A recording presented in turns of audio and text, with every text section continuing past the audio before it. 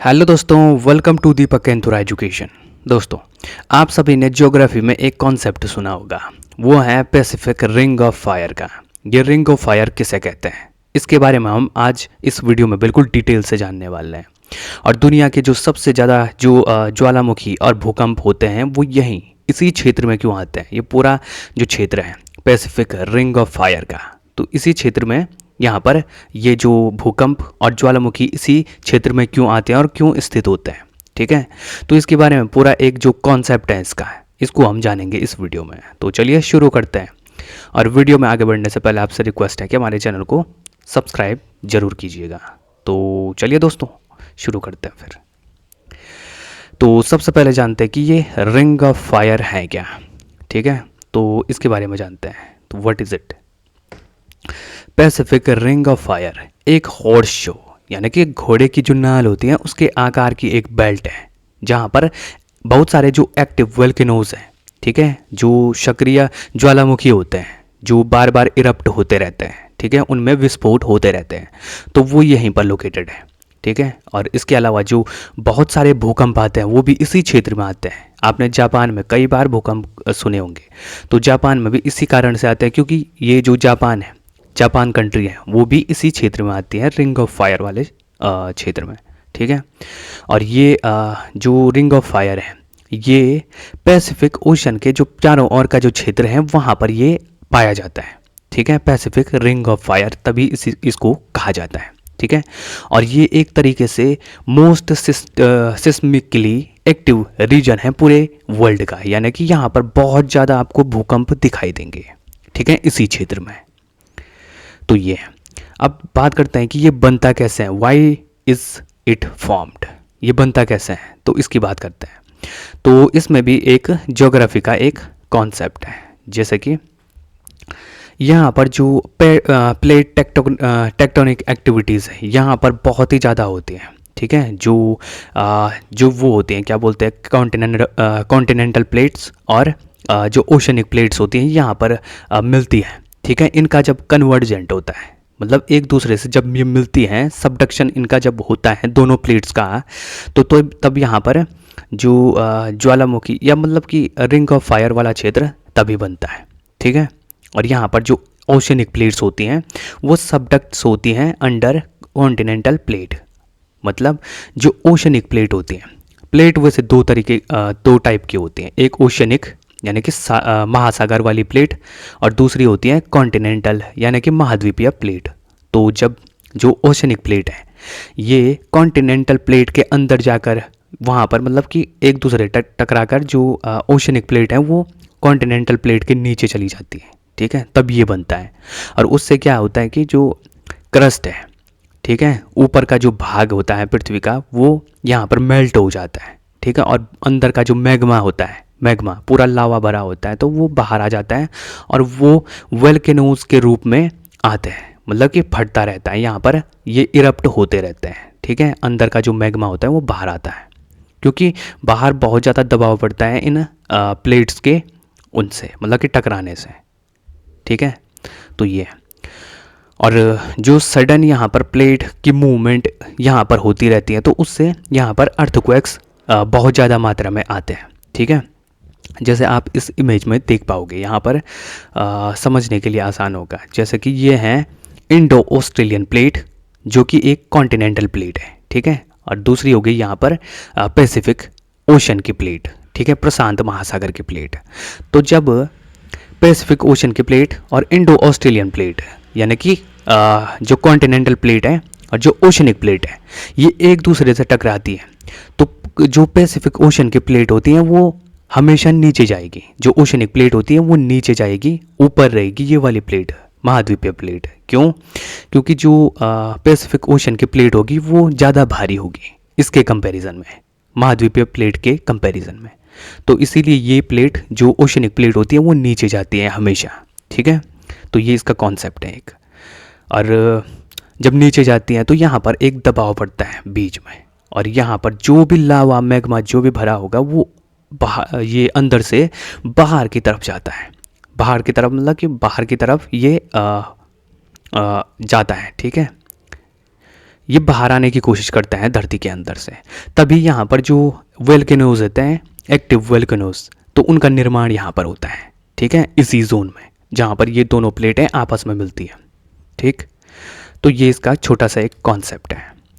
अब दोस्तों इसमें बहुत सारी प्लेट्स काम करती हैं, जैसे कि कुछ मेजर प्लेट्स यहाँ पर दिखाई दे रही हैं, ठीक है, जो कि कॉन्टिनेंटल प्लेट है, और ओशनिक प्लेट एक ही है, और वो है पैसिफिक ओशन की प्लेट, ठीक है। पैसिफिक ओशन बहुत बड़ा है, तो इसकी एक प्लेट हो गई पैसिफिक ओशन की, यानी कि महासागरीय प्लेट।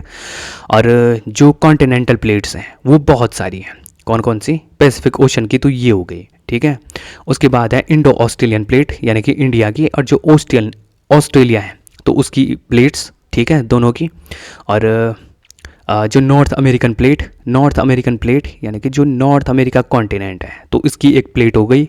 नीचे जो साउथ अमेरिका है इसकी एक प्लेट हो गई, ठीक है। तो ये सब आपस में मिलती है, ठीक है। और ये ऑस्ट्रेलिया का प्लेट, ये ऊपर से ये यूरेशियन प्लेट, ठीक है, यूरोप और एशिया जो कॉन्टिनेंट है उनकी प्लेट, ये आपस में यहाँ पर जो पैसिफिक ओशन की ये बड़ी सी प्लेट है, ठीक है, ये यहाँ पर ओशनिक प्लेट, तो इनसे जाकर मिलती हैं ये सब प्लेटें, ठीक है। ये पूरी आसपास की जो प्लेटें हैं कॉन्टिनेंटल प्लेट, तब जब पैसिफिक ओशन के प्लेट से जा टकराती हैं तो यहाँ पर जहाँ पर वो टकराती हैं इसी क्षेत्र में जो भूकंप ज्वालामुखी इसी क्षेत्र में आता है, इसी क्षेत्र में, मतलब ये बीच वाला जो सराउंडिंग वाला क्षेत्र है, ठीक है।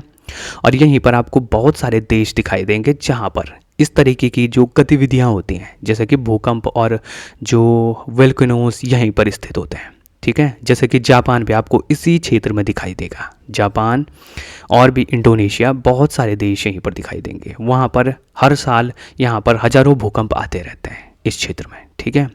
और इसके आसपास बहुत सारे जो प्लेट्स हैं, प्लेट यहाँ पर काम करते हैं, जैसे कि यूरेशियन प्लेट ऊपर से हो गई, फिलीपीन की plate, Australian plate, north American plate, Caribbean plate, ठीक है, जो बीच वाली प्लेट है, नाज़का प्लेट हो गई, और उसके बाद साउथ अमेरिकन प्लेट। तो ये सब प्लेटें इस पर मतलब कि आप पुश करती हैं, जो बीच का जो ये पैसिफिक ओशन के प्लेट है, ठीक है, इस पर अपना मतलब कि टक्कर मारती है, ऐसा कह सकते हैं, ठीक है। तो तभी यहाँ पर इसके चारों ओर एक रिंग ऑफ फायर वाला क्षेत्र बन जाता है, उसी को कहते हैं पैसिफिक रिंग ऑफ फायर, ठीक है। और बीच में ये प्रशांत महासागर है, ये बीच का पूरा, ठीक है, प्रशांत महासागर।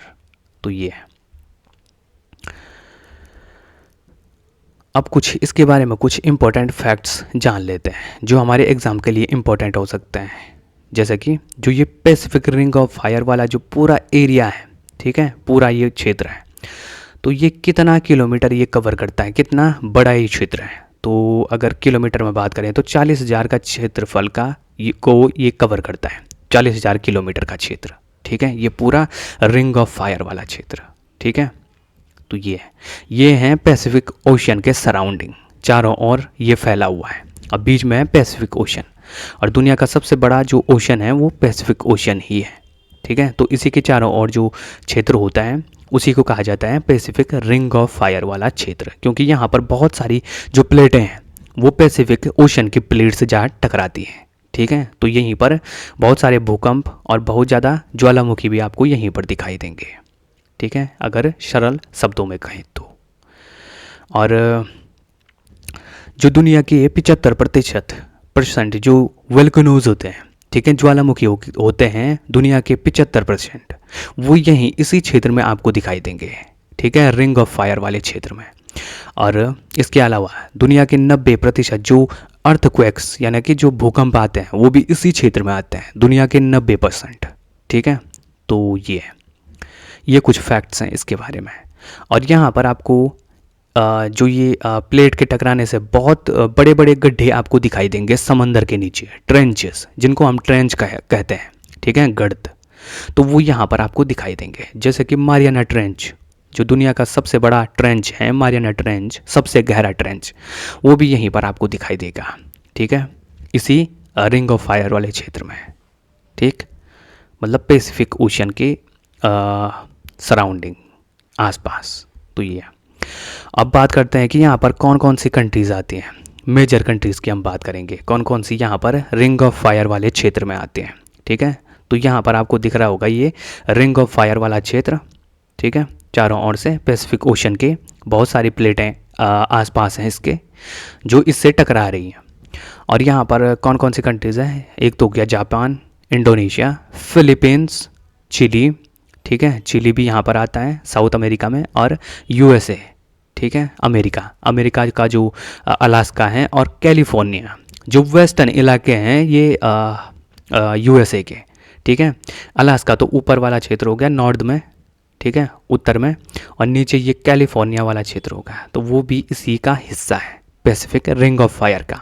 बाकी जापान, इंडोनेशिया, फिलीपींस और चिली, ठीक है। और इसके एग्जाम्पल की कुछ बात करें तो जापान में आपने सुना होगा कि यहाँ पर हर साल बहुत सारे जो अर्थक्वेक्स यहाँ पर आते रहते हैं, ठीक है। ये बहुत ही एक हाई अर्थक्वेक प्रोन जोन में यहाँ पर लाई करता है। कौन? जापान, ठीक है। तो जापान में इसीलिए ज़्यादा भूकंप आते हैं क्योंकि वो इसी क्षेत्र में आता है, रिंग ऑफ फायर वाले क्षेत्र में।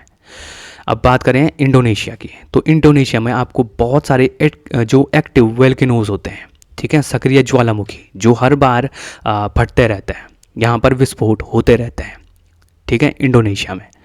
तो इंडोनेशिया भी इसी क्षेत्र का हिस्सा है पैसिफिक रिंग ऑफ फायर का। तो इसीलिए यहाँ पर जो वोल्केनोज हैं यहाँ पर इनकी बेल्ट पाई जाती है, ठीक है। और जापान में बहुत सारे जो भूकंप होते हैं वो साल दर साल आते रहते हैं। तो ये इसके कुछ फैक्ट्स हैं इन कंट्रीज़ के। तो ये था दोस्तों आज का वीडियो। आई होप आपको ये वीडियो पसंद आई होगी। वीडियो अगर पसंद आई तो इस वीडियो को लाइक और चैनल को सब्सक्राइब जरूर करें। जल्द मिलते हैं एक नई वीडियो में।